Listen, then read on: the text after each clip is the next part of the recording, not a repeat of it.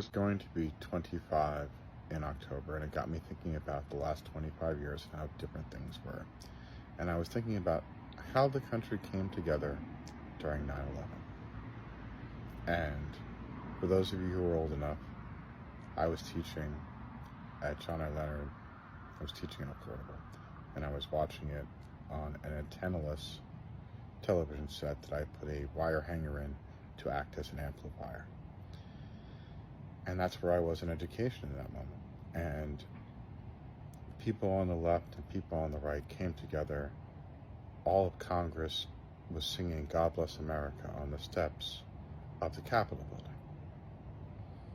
And we got involved in some questionable conflicts in the Middle East, to say the very least, in an attempt to get after the people who had attacked us. And at the same time, deregulation that had occurred under both Democrat and Republicans since the LBJ administration was beginning to erode how banking worked and how loans were given out, and things that caused the Great Depression in the 20s were occurring again. And in 2007, we have this dramatic and horrible recession, and people lose their houses, and all the adjustable rate mortgage nonsense, and you have a fundamental change in presidency, and you get Barack Obama. And Barack Obama has to spend the first 6 years of his presidency to get us back to where we were economically as far as jobs prior to the 2007 crash. And at the same time, he also was working to get, Obamacare passed, which he did, and then all the constant fighting about that. And then there was this divide and the Tea Party. And anything the Republicans and Democrats were putting forth, the Tea Party was siding more with the right and moving in that general direction and blocking anything that the Democrats were doing to go forward.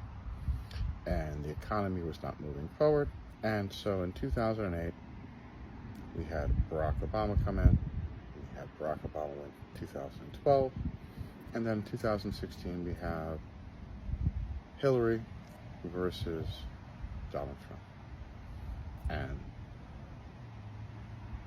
the backlash of some of the left's ideas about pronouns and perceptions on gender and everything else, along with a swelling amount of hate that has been allowed to fester over the last 50 years, came forward and elected Donald Trump as president. And Hillary Clinton called them the deplorables, and she wasn't wrong. We've had over 1,000 people arrested for the attack on January 6th. I'm a Biden supporter, but there's no sticker on my car, and I'm not willing to go to jail for him. The insanity is very, very real. And that's so drastically different from where we were when 9/11 occurred. It's only 22 years, and the divide is huge. It's just one of those things I'm thinking about, and I'm like, we're at a precipice now. 25% of the adult voters believe that Donald Trump is a good presidential candidate, which means 75% of us are pretty much saying no. And then how many percent we don't know are undecided and are not casting a vote until they walk into the voting booth. So that's the wild card. How do the independents actually feel about Donald Trump, Ron DeSantis, Chris Christie, Mike Pence, Joe Biden, the governor of California, if he decides to throw his name in the hat? Katy Perry, who? Katie Porter?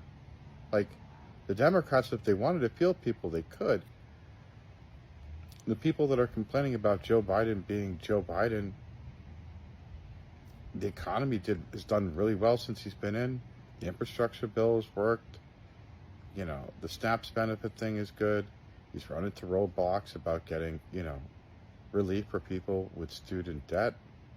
He's working on that. And the Supreme Court nominees that Donald Trump put in are trying to push us back to the pre-Brown versus Board of Education days of the 1950s, what the Republican Party deems to be the good old days, segregation and women in the kitchen. How did we get here? How have we gotten here in my lifetime?